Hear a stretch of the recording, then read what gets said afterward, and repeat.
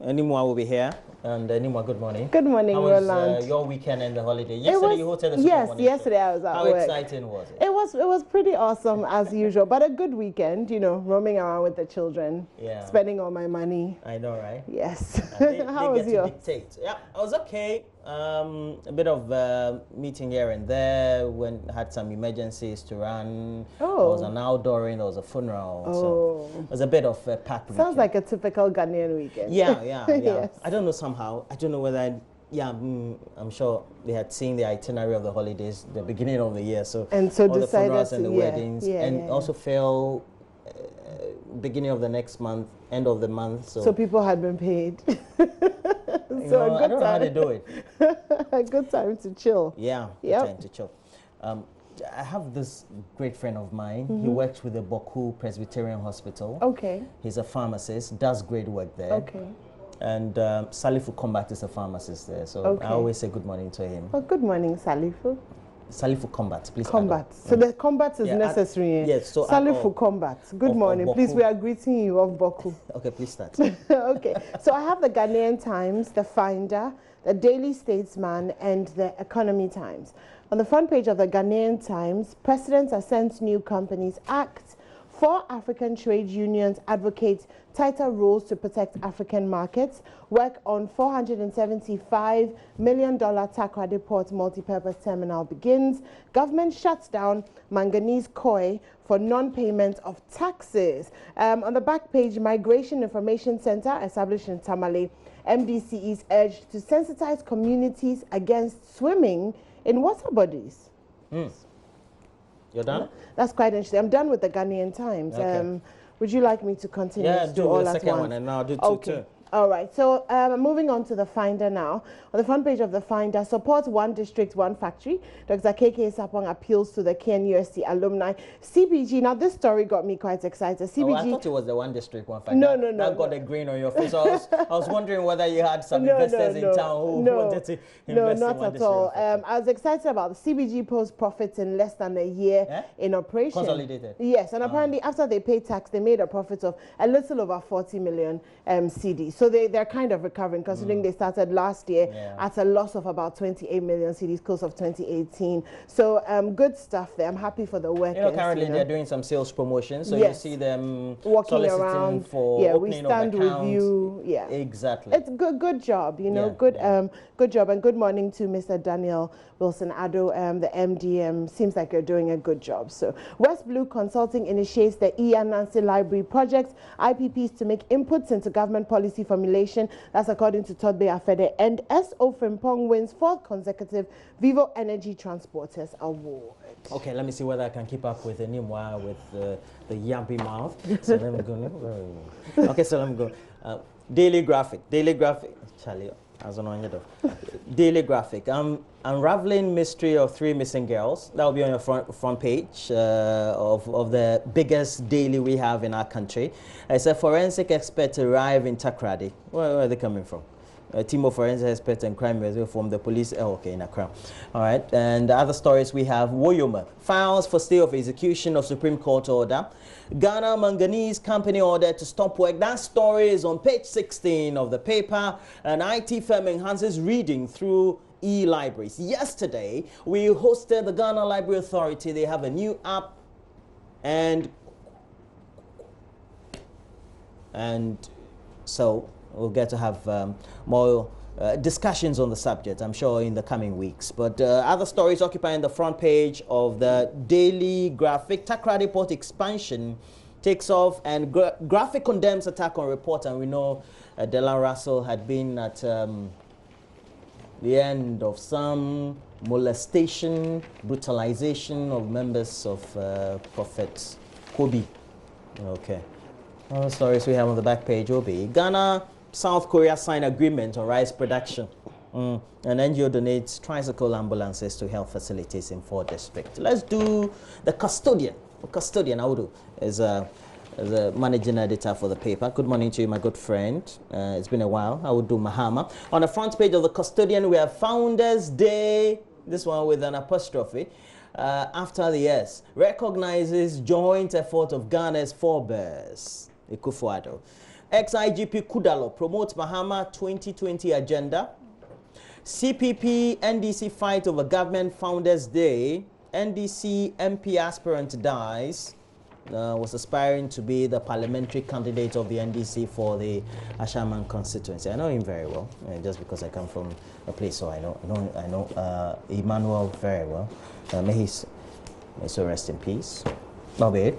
Okay, so it's back to me with the Daily Statesman. And an interesting story, Accra Traffic Management Center commissioned to ease traffic in the capital. I see. Yes, it's very interesting. I'll tell you about that story a little later on. Work begins on historic Tamale interchange, and the Daily Statesman educating us on recognizing the collective efforts of our forebears. Akufo-Addo urges Ghanaians. That word is running through, right? Forebears. Yes. I've heard the president say that several times in his speeches. Right? Yes, especially over this past weekend. Obviously, because of the Founders Day, you know, the whole controversy. Well, not controversy, but you know, the whole you have any thoughts on that? No. I'll watch it play out.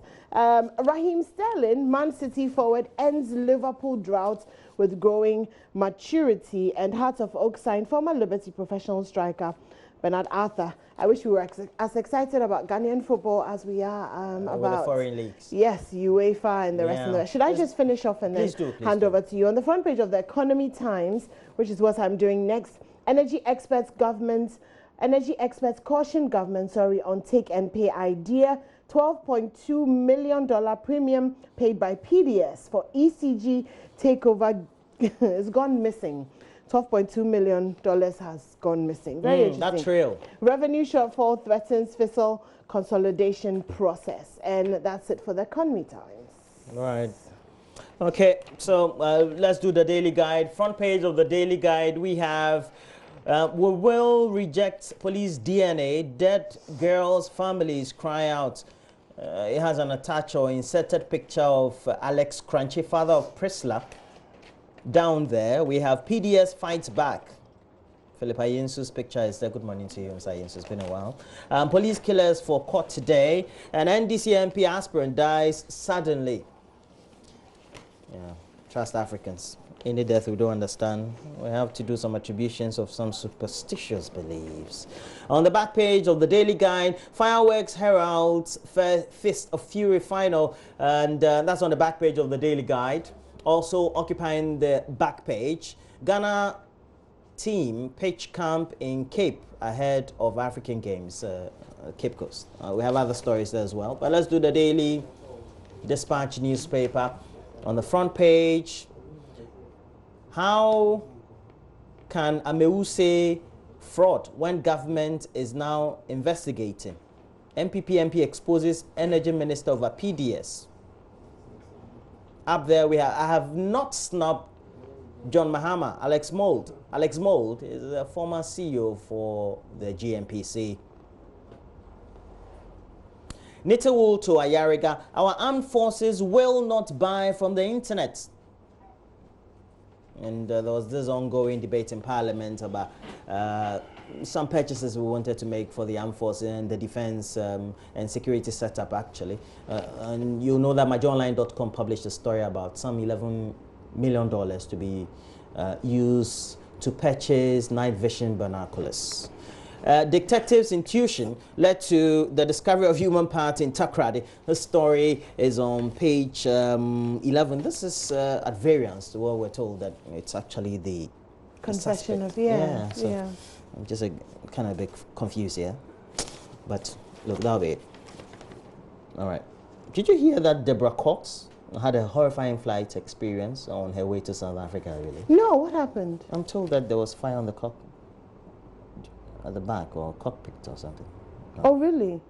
Well, is that what you're reading now? Yeah, it says that's Daily Guide. Canadian award-winning songstress Deborah Cox has shared a horrifying flight experience while traveling back to the US on Monday after performing in Ghana. And yeah, it's quite horrifying. A video on her Insta stories, a scary incident of her flight emergency landing back in Accra after takeoff because there was fire in the cockpit. She was flying on South African Airlines. Oh no. Okay, so she went through South Africa. Yes, so she says, God help us trying to land. God help us. Oh, well. Anyway, she's okay, fine so, now. so when the issue was happening, then she was Instagramming. This is yes. beautiful. It's very interesting. I guess it's... you're in an emergency, then you're... putting it on Instagram. Social media. So yeah, it works. Right? I guess it's soliciting for, support and empathy. Please. Okay, so I'm interested in that Accra Traffic Management Center, which has been commissioned to ease traffic. Degree in city management or town planning or something. I just enjoy some of these stories. Because, I want to know how a traffic management center is going to help traffic in Ghana when most of the traffic in Ghana is caused by trotro drivers who don't actually follow any rules. So they're stopping in places they shouldn't be stopping. And even at Circle, for example, when you're trying to come up, if you're coming to work and you're coming from Circle, just trying to climb up, there are policemen with sticks. Yes, the bottom. Okay. The policemen with sticks. I don't know if you've used it recently. And they're constantly banging on the trotros and the taxis to move. Especially the one that leads you to the Vodafone area. That's what you're talking about. Yes, and don't stop. Towards Tiptoe. Yes. Okay. So it'll be interesting to see. But anyway, so a total, what's happening at this new Accra Traffic Management Center? A total of 41 traffic lights are being upgraded. That's one thing. Another thing that's interesting is apparently now the timing for the traffic lights are set. When they have to be changed, the technicians have to come themselves physically to the traffic light to change the setting. But with the Accra Traffic Management Center, now they can change the setting from a remote location, which I'll tell you why I'm excited about that. Like the way I see in the movies. Well, that they try just to change, yes, they just exactly. But the reason why it's interesting is because so many mornings, right, you see that the traffic light is working, but there are policemen giving directions. They're giving, allowing people to pass. And I guess it's because of the timing of the traffic lights, because maybe traffic is heavy at this side as opposed to the other side, so you need physical presence there. But with this, it will appear as if, you can monitor from where you are and just change that. And the sensors apparently are buried in the ground. I didn't know that. I'm just worried. So if there are potholes, does it affect these sensors? But I'm sure, they'll figure out a way to make it work. Well, this sensor is the first of its kind in the country and in West Africa, and will coordinate effectively our capital's traffic lights system. Can we also have a system to deal with trotro drivers and Okadas whilst we're at it? That would be... my view on that, particularly in relation to Okada drivers, I believe that we have a certain psychological mindset that we don't want to accept them. And so I'm thinking that our mindset is they are nuisance on the road. I am at variance to that. Do you think it's a mindset or is a fact? Well, it is a fact that we've not accepted them into the system, and the regulations we have, if you take a look at the Road Traffic Act 2180, which bans them to be used as for commercial purposes. Exactly. So we have also decided to put in our minds that they are not supposed to be acceptable. But the reality is that they seem to be serving a certain purpose. We have a certain vacuum in the system. Yeah. Young people don't have jobs. Young people with not enough skill don't have jobs. And they seem to be filling that vacuum for them to be used as either for commercial purposes, etc. Once they still remain in the system, we still allow businessmen and companies to keep importing or even assembling motorcycles in our system. They'll keep being with us.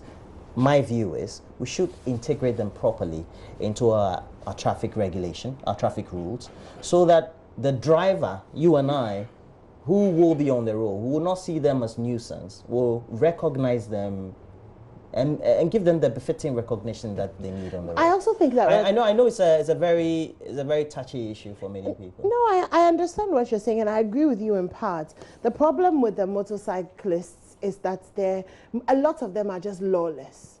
So they're not stopping at the traffic lights. When a car stops to give another car way, they don't stop. I've had two accidents with motorcycle drivers last year. Same reason. If you say you've had accident, you had... I've been in motor accidents with them. You were... I was driving.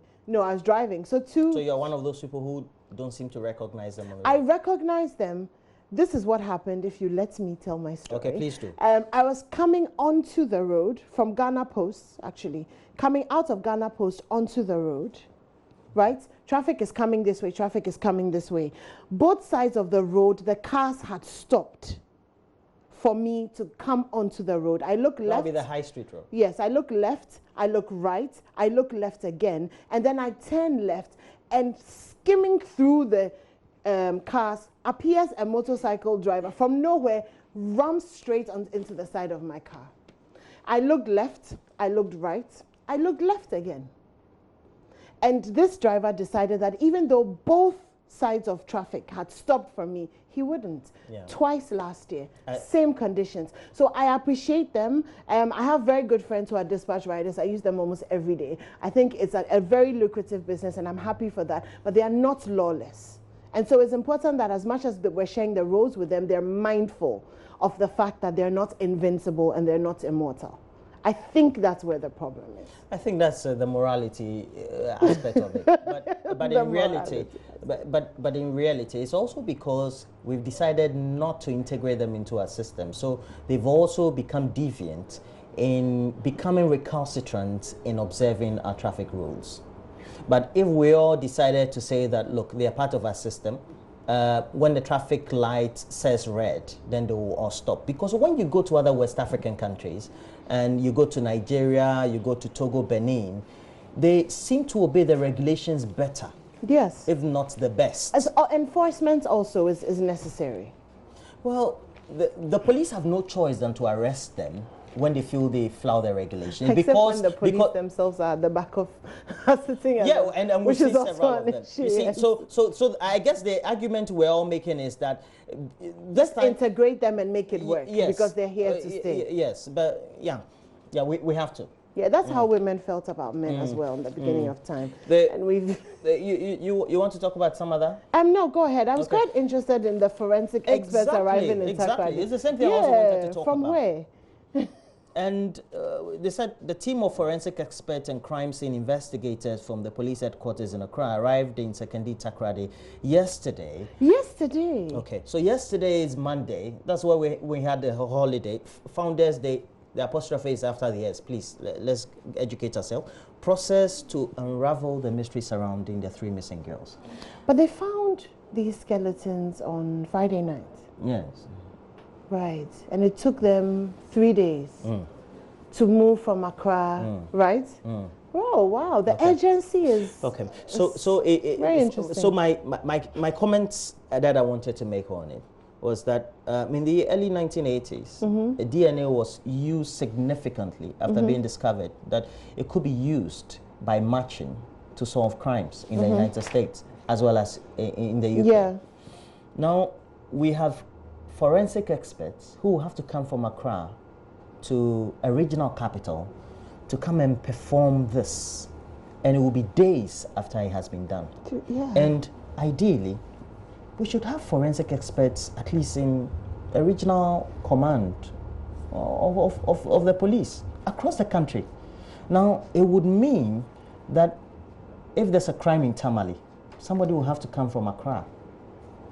It would also give us the indication that we don't have many of them in our country. We say that we are compiling data of all of us.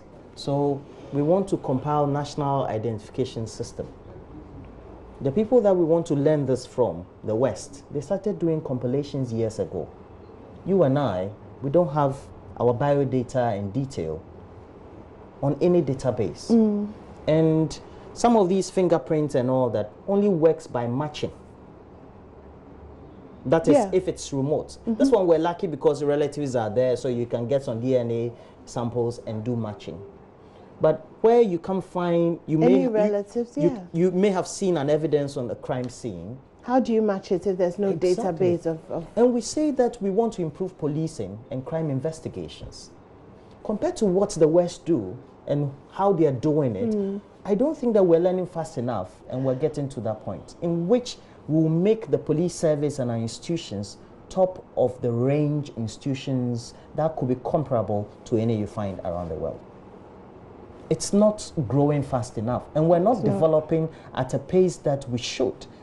If we consider ourselves to be the gateway to West Africa, as we always say, and then also a lower middle income country. Anyway.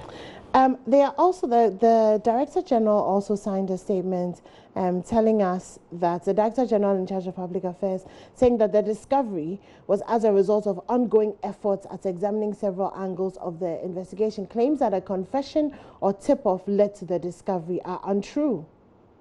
Yesterday, we had the Minister for the Western Region, Kwabena Otredaku-Mensah, speaking to Kojo Yankson, who said that he, as head of the Regional Security Council, was told by the police officials that it was through the suspects.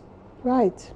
That they got to know the location of the Director General in charge of public affairs of the Ghana Police Service in the Daily Graphic is saying that the discovery was as a result of ongoing efforts at examining several angles. Also, something that I find interesting is that it says a police source told the Daily Graphic that the arrival of the team showed the importance and urgency the Acting Inspector General of Police and the entire police administration attached to the girls' matter. The urgency of the arrival of the team 3 days after the remains have been found. So this is our definition of urgency. 3 days after these remains have been found, the forensic team arrived, and apparently it shows that there's a lot of urgency attached. And one thing that I will say, and yesterday we talked about this on the morning show, is it's important that the police or people speaking for the police are getting their story straight. There are too many different contradictions in one. It's one story. Can we have one person who is speaking to us? Can we have one person who's telling us exactly what has happened? The contradictions are very confusing for us and very confusing for the family. Indeed, as well. Since this was unraveled, the contradictions have been always confusing. From one official saying this, that the girls are outside the borders of our country, the police institution saying that they know where the girls are. They've been found. And then also we've had related reports indicating that the girls were in country, and now the girls were told from where the suspect was staying could somehow be related to these remains that have been found. I don't know. I'm thinking the statements. The police should have just waited when they did the forensic and every business that they did. And then they just speak. They just speak.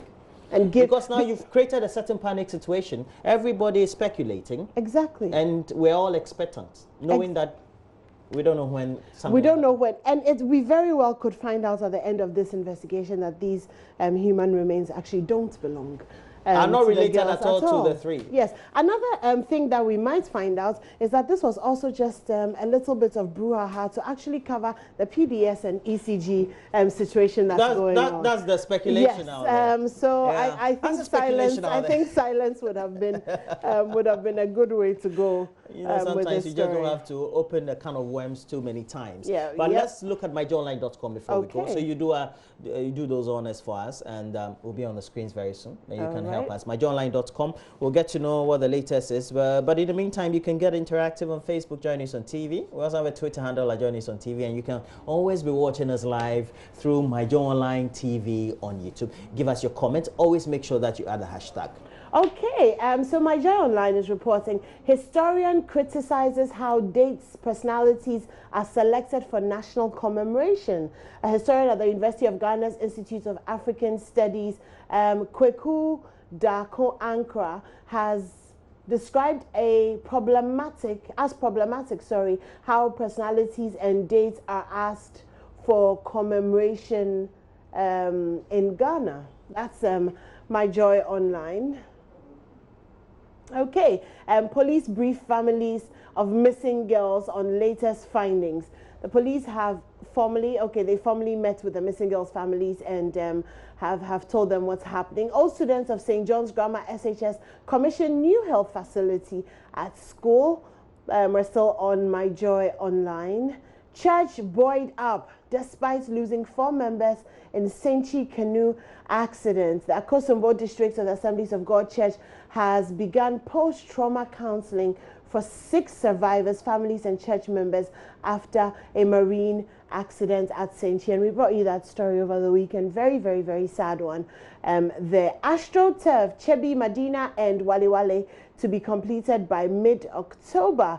Oh, that's good news for us, for our sports fans, those who are interested in using that. Kidney failure ruled out in death of NDC's aspiring Ashaiman MP candidate. That's Roland's friend that he was talking about later. We send our comfort and love to the family. May your soul rest in peace. Parliament goes on recess to resume in 3 months. Parliamentarians have gone on recess last Friday night after 43, I think, sittings in the second meeting of the third session of the 7th, oh gosh, Parliament, the second meeting of the third session of the 7th Parliament of the 4th Republic. That's a lot of numbers. But anyway, they're pretty much on holidays for the next 3 months, which is quite a long time if you ask me. Africa's growth not robust enough to end joblessness. That's according to Foriata Ministry of Finance. We talked about that yesterday as well on the morning show. Apparently, if we're going to catch up so that everybody has a job, then we need to create 300,000 jobs each year over the next 10 years to rule out the joblessness and unemployment issues that we have. So I can definitely relate with that. PUWU faults governments for suspending PDS deal. Okay, that's it for My Joy Online. There are a lot more other stories, so you can go and visit My Joy Online for all of that. Yeah, definitely. We have to do sports anymore. Yes, okay. Which one is your team? I don't know yet. You don't do football? I do football, but it depends on who is when. No, it depends on the man in my life and who he's supporting. Okay. So what's he supporting? Well, at the moment, that's is vacant, so we're teamless. Yeah. Don't worry, it's not a problem. I'll fill that vacancy. It's not a problem. I love Chelsea, so please begin to love Chelsea. Chelsea's a good team. Yeah. Okay. So myself and Enimwa, as I fill that vacancy, I love Chelsea. We'll get all the latest. And English Premiership will be starting this weekend, but over the period, nice. We also have some significant signings. Maguire, for example, has been signed by Manchester United. I don't know. Going to play like Everton next season, to be truthful. But Benedict also is here with the latest sports stories. Join us.